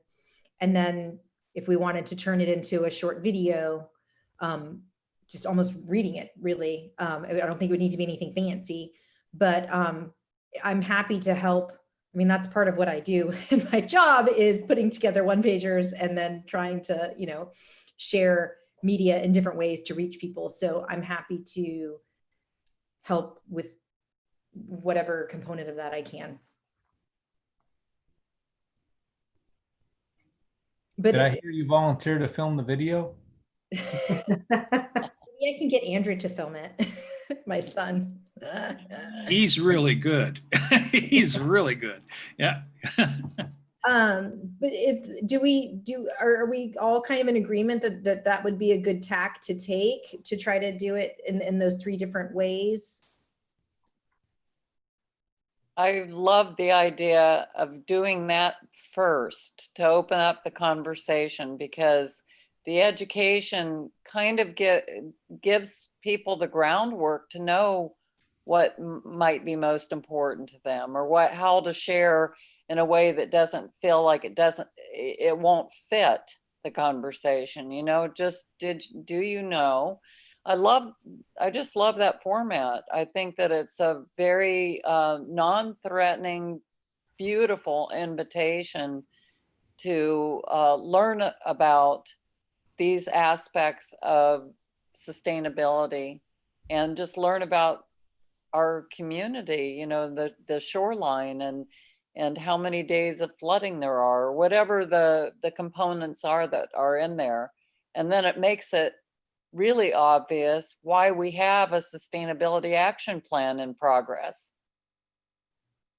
And then we can invite community engagement with everybody being a little bit more on the same page.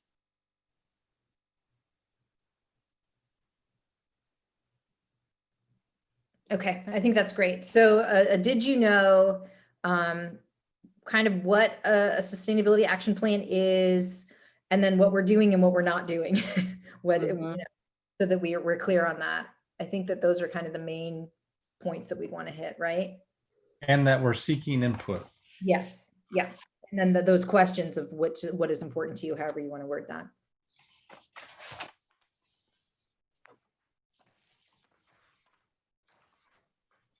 Great. Okay. Well, I think that we've kind of gotten to where we can be for this evening on that topic.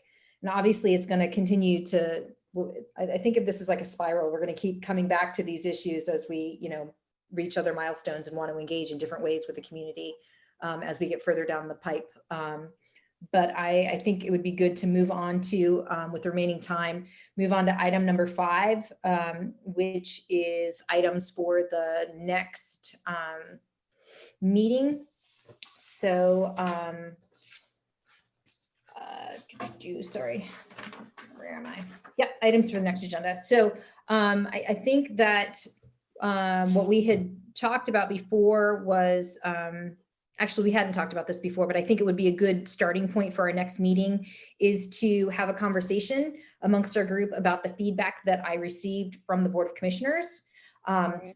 see how we can take their input and incorporate it into our next steps. And then I think another item for next month's agenda would be picking up with this community engagement discussion and seeing what we're able to have gotten done in the past month. And then I did mention in a previous meeting, and we had a discussion with the city manager presenting to our group grants that are that pertain to sustainability. And I think we've gotten confirmation that Bob Robertson is going to be presenting to us at the next meeting, in the July meeting. And then, as we discussed earlier in tonight's call, Renee Vincent with the Planning and Zoning Department would be discussing items that are relevant to the Land Development Code and the comp plan. Mhm. And that's a really ambitious agenda, I think. So if are any other comments from the group about that?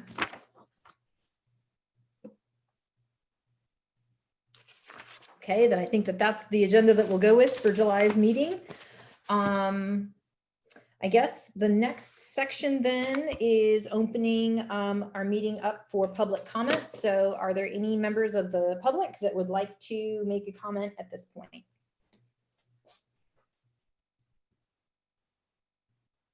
If there is anyone that would like to comment, if you would please raise your hand.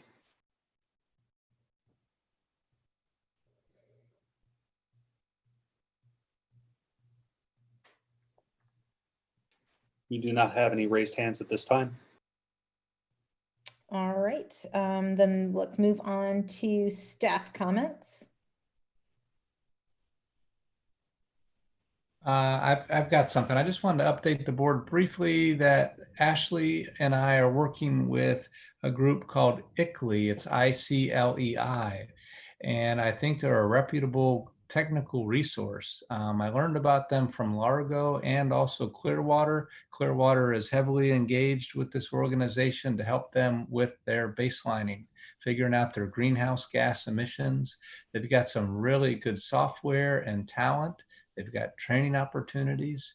I've talked to the city manager about it, and the cost to join is based on population, but it's very inexpensive. It's like $600 a year to be a member.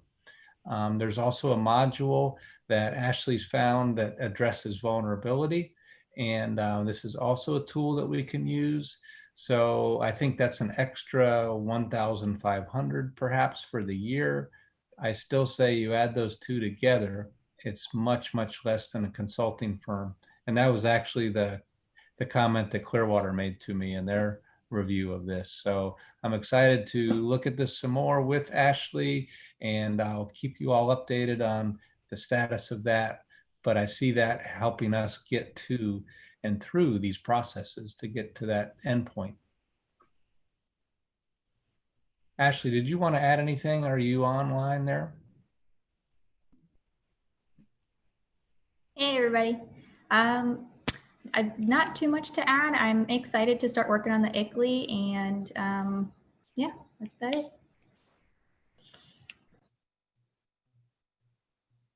All right, any other staff comments? If not, we'll move on to committee comments. So I'll open it up to committee members.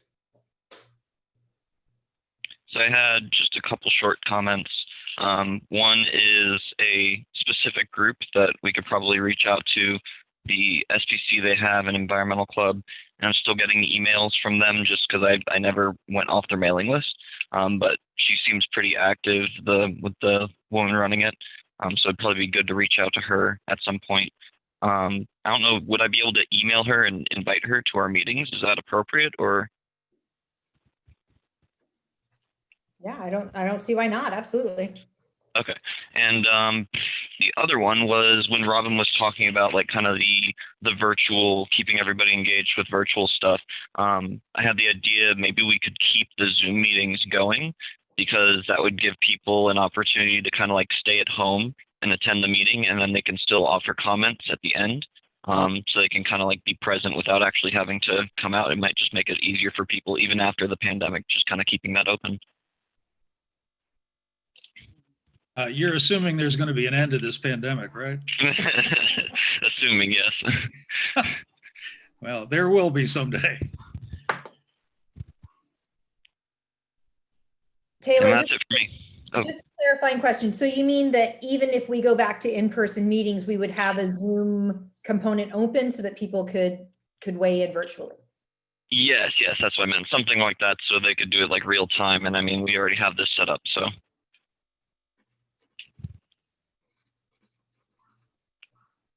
Interesting idea. Thank you, Taylor. Mm-hmm.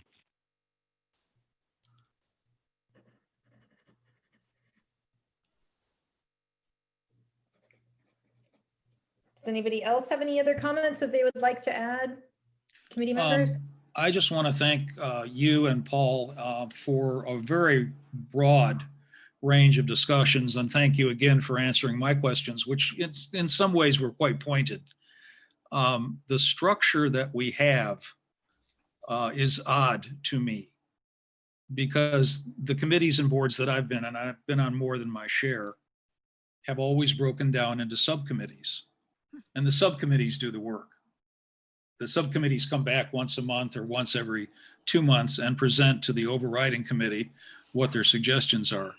In essence, you and Paul Smith are a subcommittee, and you're coming up with excellent ideas.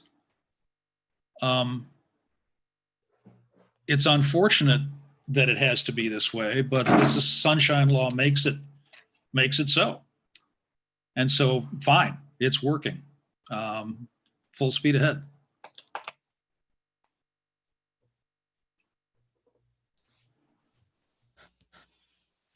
Thank you for that. I have a comment, and that is I sent out to the group, or Irene sent out to the group.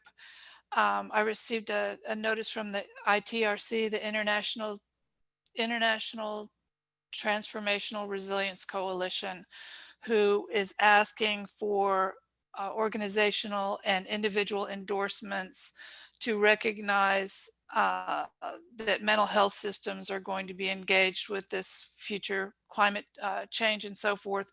And Peace for Tarpon, my board decided that we would like to endorse that as an organization. So we are now endorsing their work. But there was their mission statement there is very, very simple. It's very concise. I know several of the members who are involved in that. They're a stellar organization, in my opinion, and it's something that we can individually sign on to as well to show endorsement for that. So if you haven't had a chance to check that out, Irene sent it out, I think last week.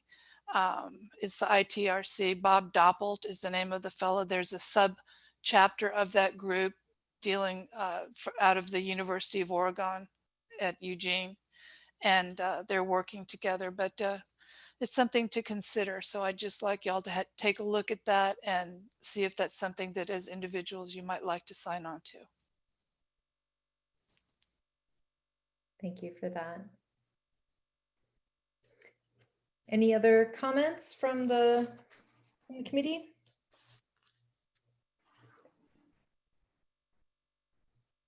Then I'll just make a few comments. I did want to speak to the proposal that we received regarding the George Innes Plain Air Trail. And the way that it was presented is that the trail is intended to preserve vacant lands within the city as scenic nature preserves. The Innes Trail would be used by artists, bird watchers, hikers, and bicyclists. These properties, which form the trail, could also support historic natural habitat from longleaf pine to salt palmetto. And so I did reach out to the gentleman who sent the letter and responded that the focus of this group at this point has been to really work on the plan. And while I personally think that this idea has merit, that I don't know that we would be able to really take this on as a group at this point, and recommended that he get in touch with the Board of Commissioners as well to engage them and make them aware of this idea.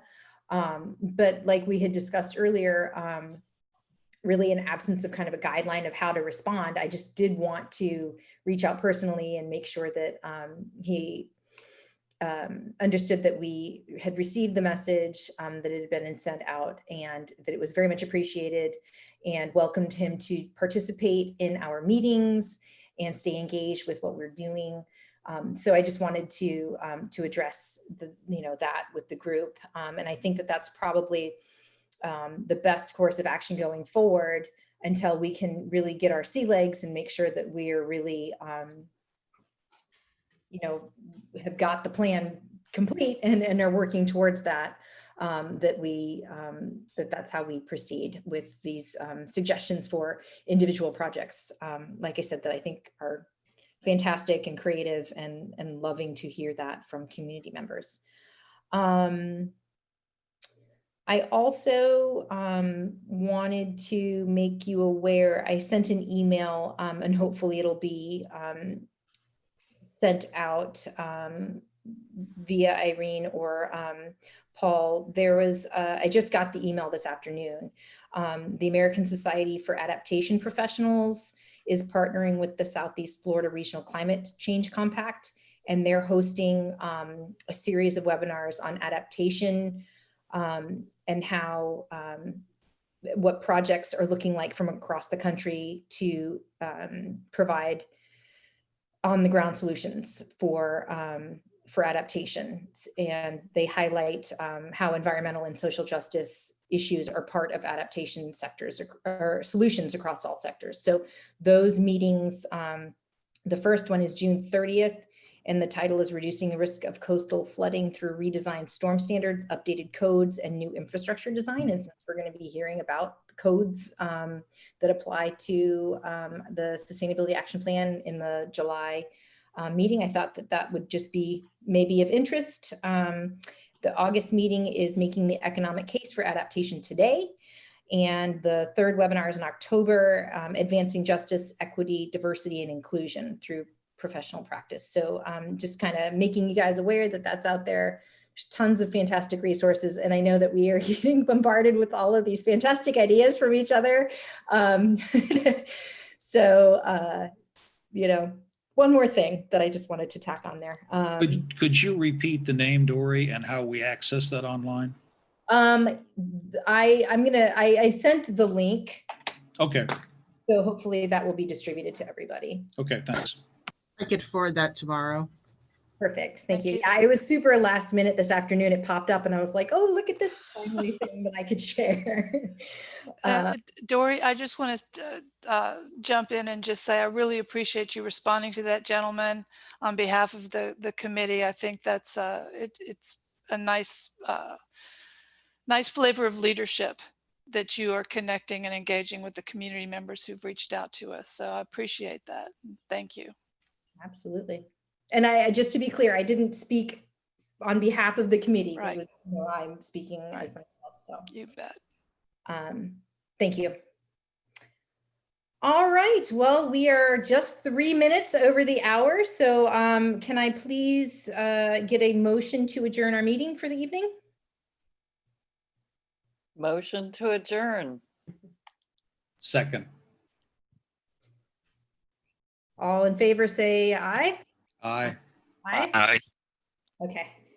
Any nays? Just want to keep going all night long. Thank you all. It was really good to connect with you each. Good night, everybody. Thank you. Aye. Thank you. Right.